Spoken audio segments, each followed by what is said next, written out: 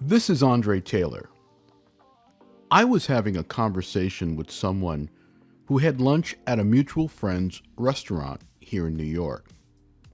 While there, the restaurant owner came over and said hello.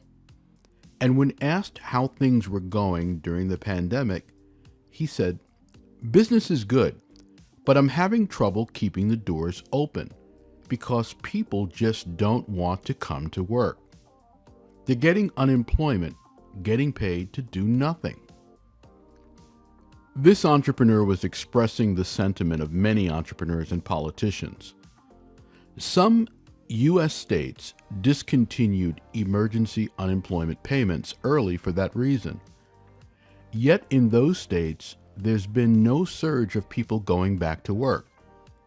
In fact, recent unemployment numbers have remained high. Now, emergency pandemic unemployment payments are over, and we'll see how that impacts the work environment. Do you need people? Let's talk about how to find great people, hire them, and keep them. We see and hear stories of people desperate to make ends meet. On the other hand, there are millions of jobs available. It's no secret the nature of work has changed dramatically in the last year and a half. When COVID-19 hit, everyone was asked to stay home. But what many observers might not appreciate are the combination of elements that have combined to make hiring so difficult and will change work for a long time, maybe forever. Even more important is how you, the entrepreneur who needs people to grow your business, must adapt to win over the right people. There are many factors.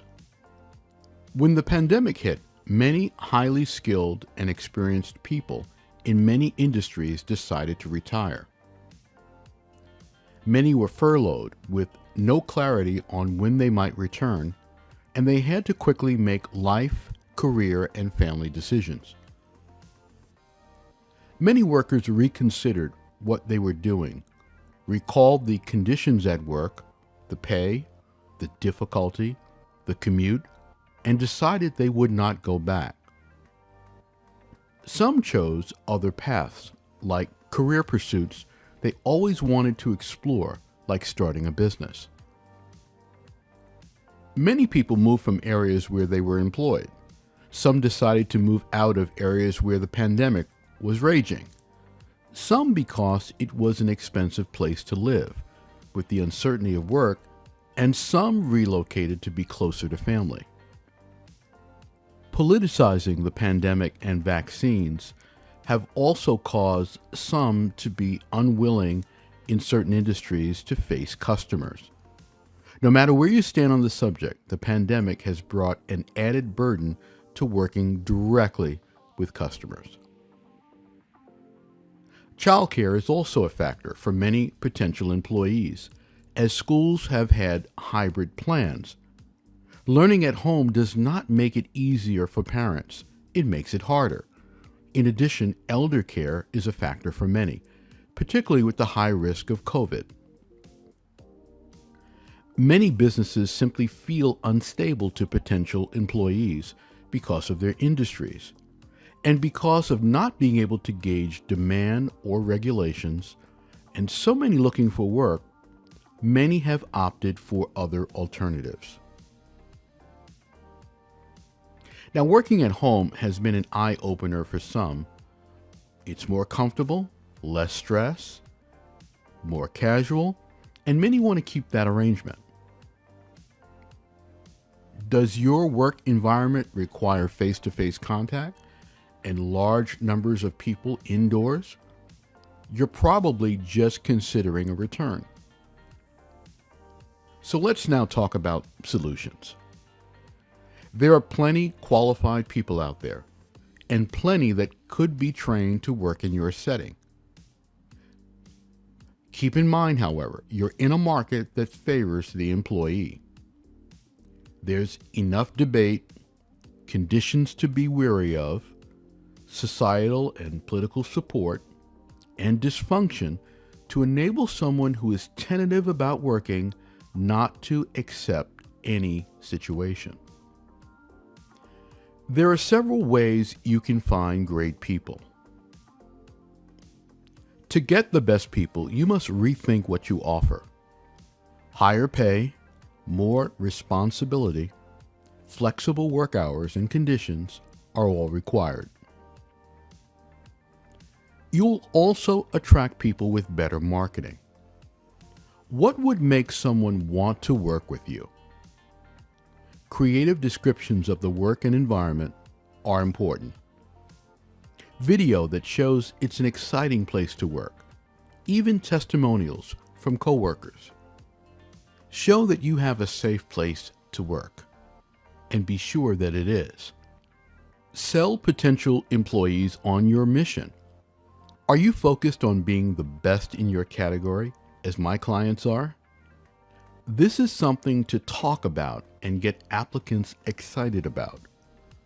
Where are you going as an organization?